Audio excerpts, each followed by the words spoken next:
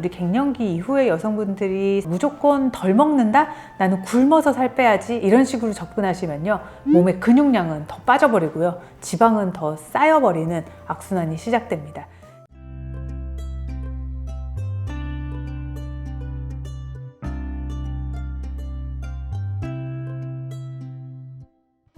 네, 안녕하세요. 건강지킴이 건강수사반장 전지혜입니다. 네, 40대 이후에 살이 찌시는 분들이 계시다면요, 그거는 의지가 약해서는 아닙니다. 40대 이후부터는요, 내 몸이 살이 더 찌기 쉽고 저장을 하고 운동에도 잘 안 빠지는 그런 체질로 변하는 시스템적인 문제가 있기 때문입니다. 특히나 40, 50대가 되시면요, 쉽게 살이 찌는 거는 물론이고, 살이 찌면은 뱃살 위주로 배가 든든해지면서 복부 허리둘레가 늘어나고 내장 지방도 늘어나는 걸로 많이 바뀌시거든요. 그 이유는요, 우리가 40, 50대가 되시면서 여성분들은 폐경을 하고 남성분들 역시 남성 호르몬 수치가 줄어들어요. 이런 여성, 남성 호르몬 수치가 줄어드는 게 굉장히 큰 요인이고요. 그런 호르몬 수치가 줄어드는 거는 우리 몸의 근육량을 떨어뜨리거든요. 그러다 보면 근육량이 떨어지면 어떻게 될까요? 기초대사량도 떨어지게 됩니다. 기초대사량이 떨어진다는 얘기는 내가 아무것도 하지 않아도 하루 종일 그냥 가만히 누워 있을 때 하루 종일 소비하는 에너지를 말하는데, 그 칼로리가 줄어드는 거거든요. 그러다 보면 젊은이에 비해서는 에너지를 소비한 양이 줄어드는 거고, 그만큼 축적되는 양이 늘어날 수 있다는 거죠.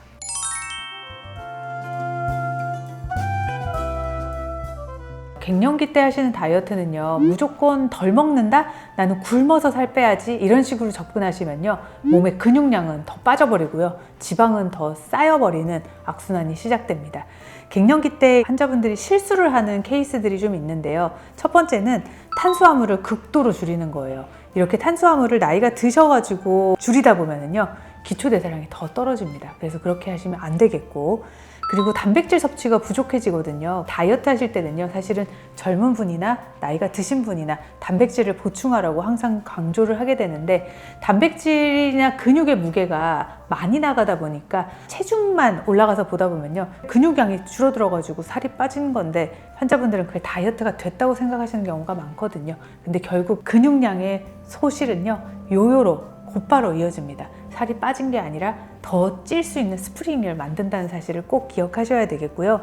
또 지방을 또 안 먹는 분도 있어요. 저지방으로 식단을 하시면요, 우리가 여성 호르몬이나 호르몬을 만드는 재료가 결국은 더 부족해지고 우리가 몸에 결국은 문제가 생기는 경우가 많아요. 탄단지를 극도로 제한해버리는 이런 다이어트들은 하시면 안 되는 거죠. 그리고 이제 환자분들이 다이어트 한다고 하면요, 뭐 저녁 굶어라 뭐 이런 얘기 들어보셨죠? 세 끼 중에서 한 끼를 그냥 빼버리는 거거든요. 그러면 우리 몸은요, 어떻게 생각하냐면, 이 사람 위기 상황이다. 굶는 동안에 더 에너지를 비축하려는 성질이 더 커집니다. 그래서 소식하시는 거 좋지만 아침, 점심, 저녁 중에서 하나를 그냥 없애버리시는 거는 나이 드신 분들한테는 그렇게 좋은 방법은 아니고요.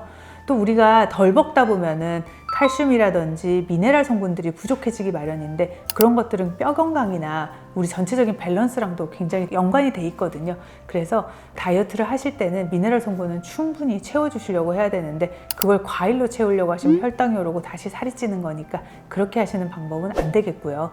그래서 결론적으로 말씀을 드리자면, 우리 갱년기 이후에 여성분들이 살을 빼시려고 할 때는요, 탄수화물, 단백질, 지방의 균형을 잘 맞춘 식사를 하루 3끼는 꼭 하시고, 그 다음에 운동을 하시는 게 좋겠고요. 그래도 안 빠진다 하시면 의사랑 만나서 상담을 좀 한 다음에 다른 보조 치료제에 도움을 좀 받으시는 게 좋을 것 같습니다.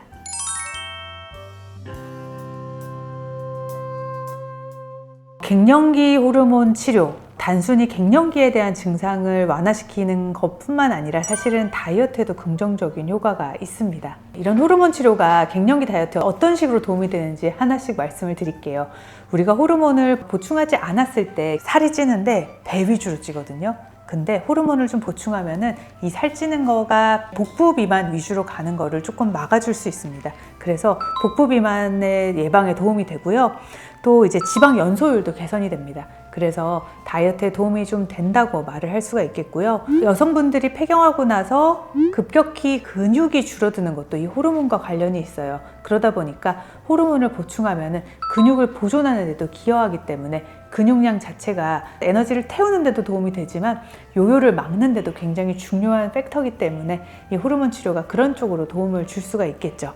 그리고 갱년기 때 잠을 못 자시는 분들 많잖아요. 우울감이라든지 그런 분들한테 도움이 되거든요. 근데 그런 수면이나 우리 기분과 같은 그런 밸런스가 깨지게 되면은 이게 식욕이랑 연관이 되는 경우가 되게 많아요. 그 부분을, 부족한 부분을 식욕으로 더 채워버리거든요. 근데 이런 게 안정화가 되게 되면은 식욕을 조절하는 데도 도움을 줄 수 있어서 도움이 되죠.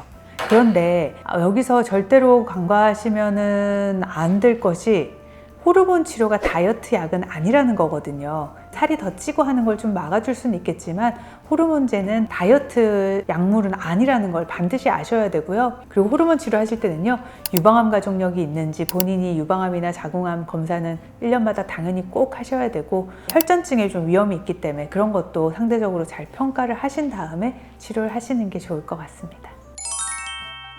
네, 오늘 말씀이 도움이 되셨다면 좋아요, 구독, 알림 설정 부탁드립니다. 감사합니다.